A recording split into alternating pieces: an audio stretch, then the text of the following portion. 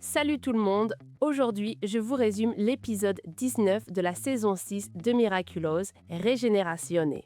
Et je vous préviens tout de suite, cet épisode c'est pas juste un épisode avec un vilain et un combat. C'est un épisode sur la peur de perdre quelqu'un qu'on aime, la peur du temps qui avance. Et Marinette dans cet épisode, elle est complètement détruite émotionnellement. Donc attention, spoiler complet du début à la fin. Si vous ne l'avez pas vu, allez le regarder d'abord. Et si vous ne voulez pas rater mes prochaines théories et analyses sur la suite de la saison, abonnez-vous et activez la cloche. Bon, alors l'épisode commence de manière super tranquille. Marinette passe du temps avec sa grand-mère Gina. Elles cuisinent ensemble, elles rigolent, c'est paisible, c'est doux. C'est le genre de moment où Marinette ressemble enfin à une adolescente normale. Elle est joyeuse, elle plaisante, il n'y a pas de stress, il n'y a pas de danger. Gina lui dit même qu'elles cuisineront encore pour l'anniversaire de Roland. Et à ce stade, on se dit que ça va être un épisode mignon, centré sur la famille, un petit moment de respiration dans cette saison qui est quand même très intense depuis le début. Mais l'ambiance change d'un coup, parce que Marinette reçoit un appel de son grand-père Roland. Et il lui dit de venir chez lui immédiatement, genre maintenant, tout de suite, c'est urgent. Marinette comprend pas trop, parce qu'elle a déjà des plans avec Adrien, et elle est censée voir Roland plus tard de toute façon pour la fête d'anniversaire. Mais Gina insiste, elle dit que si Roland appelle comme ça, c'est que ça doit être important. Alors Marinette accepte d'y aller, même si visiblement elle n'a pas envie de perdre du temps.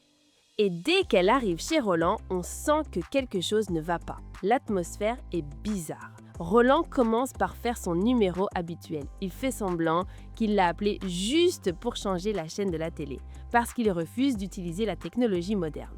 Marinette s'énerve un peu. Gina débarque aussi et demande pourquoi Roland l'a fait venir en urgence comme ça. Roland fait le sarcastique, il agit comme si c'était rien du tout, mais c'est clair qu'il cache quelque chose.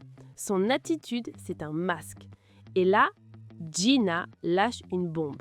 Elle dit que Roland a vendu la maison. Et immédiatement, la tension monte parce que cette maison, c'est pas juste 4 murs et un toit, c'est toute la vie de Roland. C'est là que Marinette a des souvenirs, c'est là que l'histoire de leur famille existe, c'est une partie de qui il est. Gina est contrariée, Roland est buté comme toujours et Gina lui dit qu'il doit dire la vérité à Marinette. Mais Roland refuse, il veut pas en parler, pas maintenant. Gina pousse quand même, elle dit que les temps ont changé et qu'il peut plus garder ça pour lui. Et Roland finit par accepter, il va parler à Marinette, mais pas tout de suite.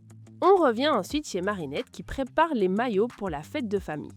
Elle en a même fait un spécial pour l'anniversaire de Roland. Elle est excitée, elle veut que tout soit parfait. Adrien est impliqué aussi parce que Marinette essaye d'intégrer Adrien dans ses traditions familiales et de l'impressionner en même temps. Et c'est là qu'on obtient enfin l'explication du mystère des 150. Marinette comprend pas parce qu'elle voit ce chiffre partout. 150 sur le gâteau, 150 sur les biscuits, et elle se dit « attends, grand-mère et grand-père ont pas 150 ans ». Alors Gina explique, quand elle et Roland étaient encore mariés, ils avaient l'habitude de fêter leurs anniversaires ensemble. C'était leur tradition. Ils ont tous les deux 75 ans, 75 plus 75, ça fait 150. C'est pour ça qu'ils appellent ça la célébration des 150 ans. Et honnêtement, c'est plutôt mignon comme tradition. Mais le bonheur dure pas longtemps, parce que Marinette reçoit un autre appel de Roland et cette fois, il insiste vraiment. Il faut qu'elle vienne tout de suite. Marinette essaye de dire non, mais Gina lui rappelle que si son grand-père appelle comme ça, c'est que c'est sérieux. Alors Marinette fonce chez Roland. Et c'est là que l'épisode devient déchirant. Marinette arrive et Roland essaie encore de faire semblant que tout va bien. Il prétend qu'il veut juste lui apprendre une recette secrète, la croûte parisienne. Marinette est perplexe parce qu'elle trouve nulle part sur Internet. Roland explique que c'est une recette ancienne, un truc que leurs ancêtres faisaient et qu'il est la dernière personne vivante qui sait comment la préparer correctement. Marinette continue d'essayer de partir parce qu'Adrien l'atteint, mais Roland la retient. Il dit qu'il faut ajouter cet ingrédient, puis celui-là, puis de la farine, puis du thym. Et Marinette devient de plus en plus impatiente. Elle comprend pas pourquoi son grand-père la retient comme ça pour une simple recette. Mais ce qui rend cette scène brillante, c'est que Roland utilise clairement la cuisine comme prétexte. Il n'est pas en train de lui apprendre une recette, il gagne du temps. Il cherche le courage de lui dire la vérité et pendant tout ce temps, il fait ses remarques étranges sur les vieilles choses qui disparaissent. Il se met à parler du Minitel. Le Minitel, c'était en gros l'ancêtre d'Internet en France. Et il explique comment un jour les vieilles choses disparaissent et sont remplacées par des nouvelles et qu'on ne peut rien y faire. Marinette pense qu'il parle de technologie, mais nous, en tant que spectateurs, on comprend immédiatement de quoi il parle vraiment. Il parle de lui-même. Et quand Marinette essaye encore de partir, Roland l'arrête et il dit la phrase la plus dévastatrice de tout l'épisode. Il avoue que la croûte parisienne, ça n'existe même pas. Il l'a inventée, juste pour avoir une excuse pour lui parler.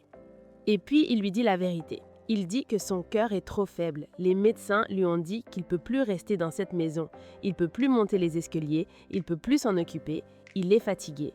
Et il dit qu'il est prêt à partir. Mais Marinette, elle n'est pas prête. Elle s'effondre instantanément. Elle se met à pleurer en disant que c'est pas possible parce qu'elle a à peine eu le temps de profiter de lui. Elle l'a retrouvé dans sa vie que récemment et maintenant elle est sur le point de le perdre. Et Roland lui donne quelque chose d'encore plus symbolique. Il lui donne son levain de boulanger.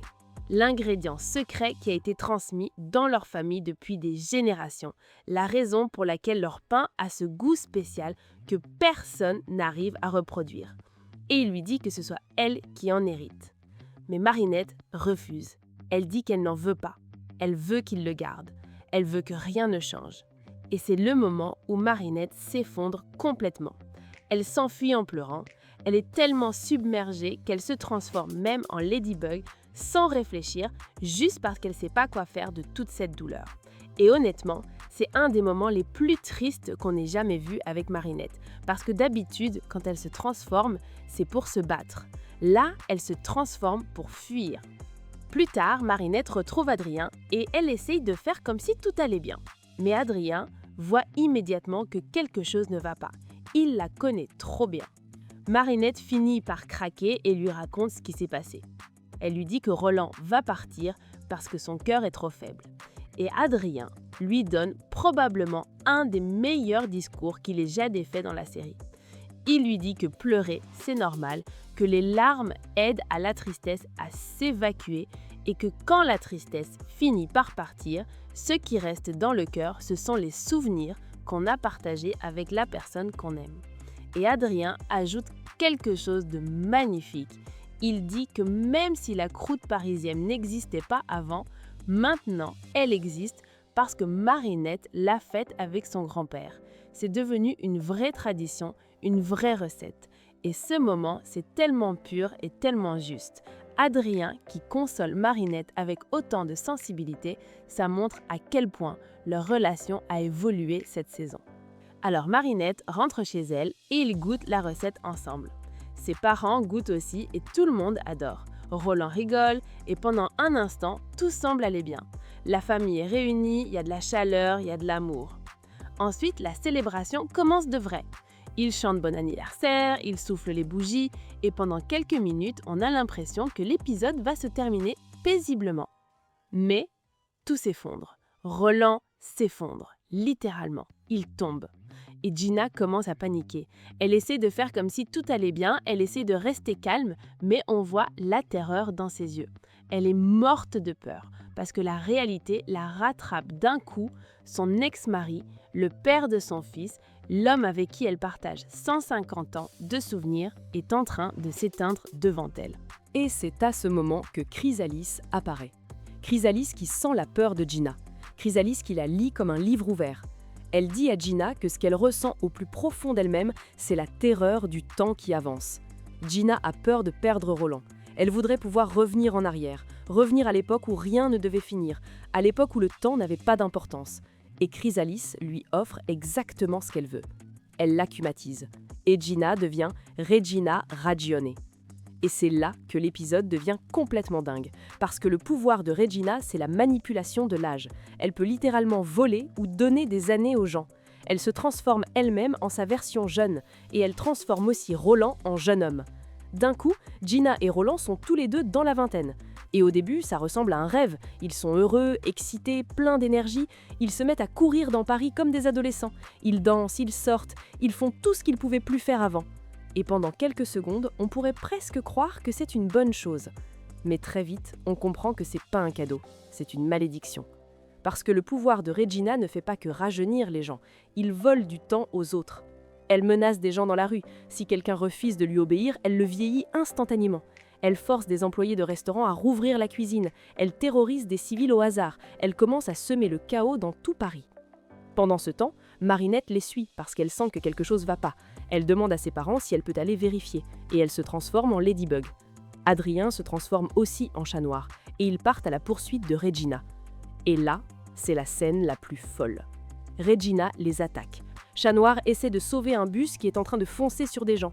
Il utilise son bâton, le plante dans un bâtiment et retient le bus de toutes ses forces. C'est un moment incroyablement héroïque. Chat Noir qui risque tout pour protéger des innocents. Mais pendant qu'il est coincé à retenir le bus, il ne peut pas bouger, il ne peut pas esquiver. Et le pouvoir de Regina le touche. Et Chat Noir se transforme en bébé. Un vrai bébé, genre un tout petit.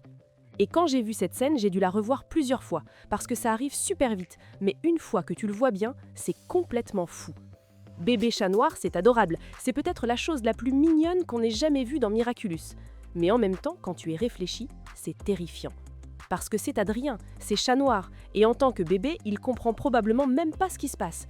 Il se souvient peut-être pas de Ladybug, il peut pas se battre, il peut peut-être même pas contrôler ses pouvoirs. Et ça crée la pire situation possible pour Ladybug. Parce que comment tu sauves Paris quand ton partenaire est un nourrisson? Et de son côté, Ladybug s'est aussi fait toucher. Elle est vieillie, elle est devenue Ladybug adulte. Ses cheveux sont plus courts, son visage est plus mature, son apparence a complètement changé. Et honnêtement, elle est magnifique. C'est quelque chose que le fandom attendait depuis que Time Tiger avait montré les versions futures des héros. Mais le problème, c'est que cette Ladybug adulte a toujours l'esprit d'une adolescente. Elle est coincée dans un corps plus vieux, avec un cerveau qui n'a pas rattrapé le changement. Et la scène du métro, c'est la preuve que cet épisode va bien au-delà du comique. On voit Ladybug dans le métro avec un train qui arrive. Elle essaie de sauver quelqu'un à la dernière seconde et elle tient bébé Chat Noir dans ses bras, en même temps. Ce moment à lui seul montre l'intensité de ce que Ladybug doit gérer. Se battre seule contre un vilain surpuissant tout en protégeant un bébé sans défense. C'est un cauchemar absolu. Ladybug utilise son Lucky Charm pour trouver une solution. Et pendant ce temps, on voit que Roland, même en étant redevenu jeune, reste fidèle à lui-même. Il ne profite pas de ce chaos. Il ne veut pas la vie de luxe. Il ne veut pas gaspiller du temps. Il veut juste la paix. Et ça montre que le problème, c'était jamais l'âge de Roland. Le problème, c'était la peur de Gina. Finalement, Ladybug comprend quel est l'objet acumatisé. C'est connecté à la célébration d'anniversaire et à l'obsession de Gina de vouloir revenir en arrière. Ladybug arrive à piéger Regina, détruit l'objet, capture l'Akuma et le purifie. Tout revient à la normale. Gina et Roland retrouvent leur vrai âge. Chat Noir redevient normal, la ville est sauvée. Mais la partie émotionnelle, c'est pas fini. Parce qu'après le combat, Gina s'effondre. Elle admet qu'elle avait peur. Elle avait peur que Roland n'ait pas assez profité de sa vie. Elle voulait qu'il ait plus de temps, plus d'aventures, plus de tout. Et Roland lui répond avec le discours le plus beau de tout l'épisode. Il dit qu'il n'a pas de regrets. Il dit qu'il a choisi sa vie, il a choisi sa boulangerie, il a choisi sa famille. Il a un fils formidable, une belle-fille merveilleuse et une petite fille incroyable. Et il dit qu'il part sans regret. Et il dit à Gina qu'elle aussi, elle ne devrait pas avoir de regrets. Ladybug donne ensuite à Gina un charme magique, un rappel pour ne pas laisser la peur la contrôler. Et Chrysalis réapparaît dans le dernier moment. Elle observe tout.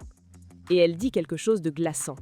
Elle dit à Ladybug qu'elle croit qu'elle peut contrôler le cours des choses, mais que son heure viendra. Et elle promet à Ladybug qu'un jour, elle la brisera. Et c'est comme ça que l'épisode se termine. Et honnêtement, ce dernier message de Chrysalis, ça transforme tout l'épisode en avertissement. Parce que c'était pas juste à propos de Gina, c'était Chrysalis qui prouve qu'elle sait exactement comment détruire Marinette émotionnellement. Pas en l'attaquant physiquement, en attaquant son cœur. Voilà, c'était le résumé complet de l'épisode 19, Regina Ragionée. Cet épisode, il était mignon, drôle, émouvant et déchirant tout en même temps. Et c'est peut-être un des épisodes les mieux écrits de toute la saison 6. Dites-moi dans les commentaires ce que vous en avez pensé. Vous avez aimé voir Gina et Roland jeunes? Et soyez honnête, bébé Chat Noir vous a achevé aussi ou c'est juste moi? Parce que franchement, c'était la chose la plus adorable de toute la série. Likez la vidéo, abonnez-vous pour ne pas rater les prochains épisodes et on se retrouve très vite pour la suite.